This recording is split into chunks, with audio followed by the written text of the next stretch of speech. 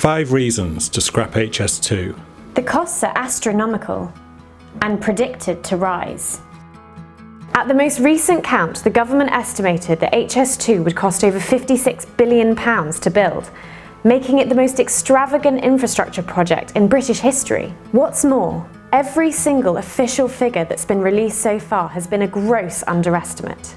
The project started out life at an estimated £15.7 billion when it was first announced, but this was soon revised to £32 billion in 2010 as the project expanded, and £43 billion in 2013. Last year, this was adjusted for inflation to £56 billion.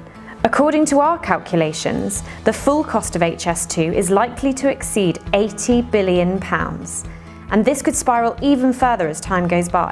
One recent estimate by the rail expert who devised Network Rail's own costing method put the figure at a staggering £104 billion. To put even the IEA's more conservative figure of £80 billion into context, that's almost our entire annual budget for education and over £30 billion more than our defence budget. The money could be better spent elsewhere. Even according to the government's own cost-benefit analysis, HS2 offers poor value for money compared to other potential investments in transport infrastructure. Our analysis has found that investing in road networks would give much greater returns than HS2, as would increasing capacity on the busy southern section of the West Coast Main Line.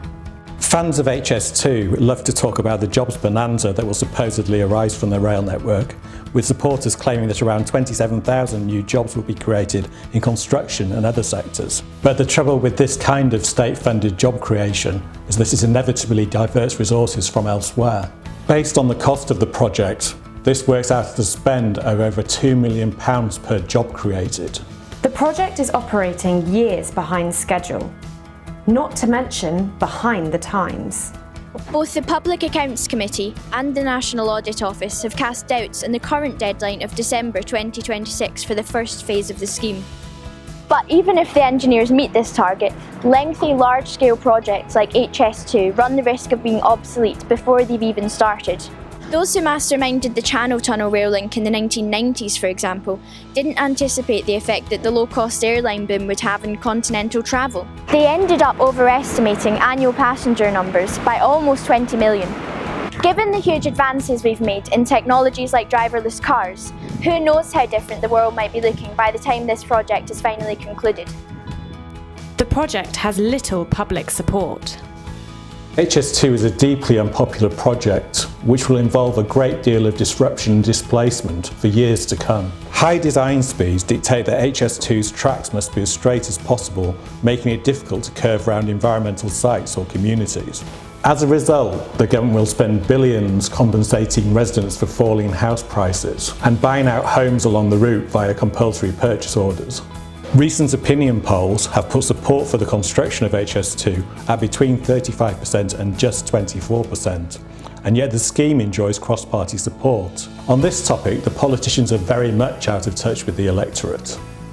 HS2 is unlikely to transform the North as promised. Far from supporting claims that HS2 will redress the north-south divide, the scheme actually looks far more likely to reinforce London's dominance.